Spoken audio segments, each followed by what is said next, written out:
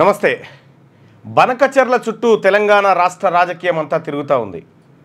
బనకచెర్ల ప్రాజెక్టును ఎట్టి పరిస్థితుల్లో అంగీకరించబోమని చెప్పి రాష్ట్ర ప్రభుత్వం నిన్న జలశక్తిని ఆ తర్వాత ఇతర మంత్రిత్వ శాఖలను కలిసి విజ్ఞప్తి చేసింది. అయితే ఒకవేళ బనకచెర్ల కడితే కృష్ణా నీటి వాటాలో మరో 200 అదనపు టీఎంసీలను తెలంగాణ వాటాగా కేటాయించాలనేటువంటి కొత్త ప్రతిపాదన తీసుకొచ్చారు తెర మీదకి.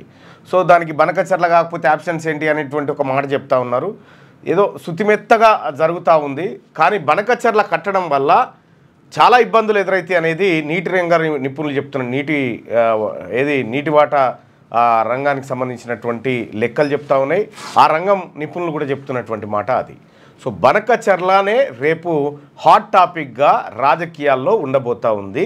బనకచెర్ల చుట్టే పార్టీలన్నీ తిరిగేటువంటి పదార్థంగా దాన్ని తయారు చేశారు. సరే, బనకచెర్ల పంచాయతీ అట్టు పెడితే ఇక 6వ తరగతి నుండి 10వ తరగతి విద్యార్థులకు గొప్ప అవకాశం. ఏపీ, తెలంగాణ మరియు సిబిఎస్ఈ విద్యార్థులకు ఎలాంటి అడ్మిషన్ ఫీజు లేకుండా సంవత్సరానికి కేవలం 1000 రూపాయలకే ఐఐటీ స్టాండర్డ్స్ తో ఆన్లైన్ ట్యూషన్స్ చెప్పబడును. 15 ఏళ్ల సుదీర్ఘ అనుభవం గల ఫ్యాకల్టీతో క్లాసులు నిర్వహించబడును. ఇప్పుడే ప్లే స్టోర్ నుండి ధర్మవాహిని యాప్ ని డౌన్లోడ్ చేసుకోండి. వివరాలకు సంప్రదించండి 7893051526.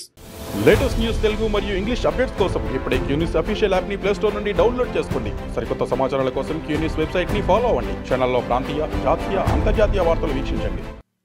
లైక్ చేయండి.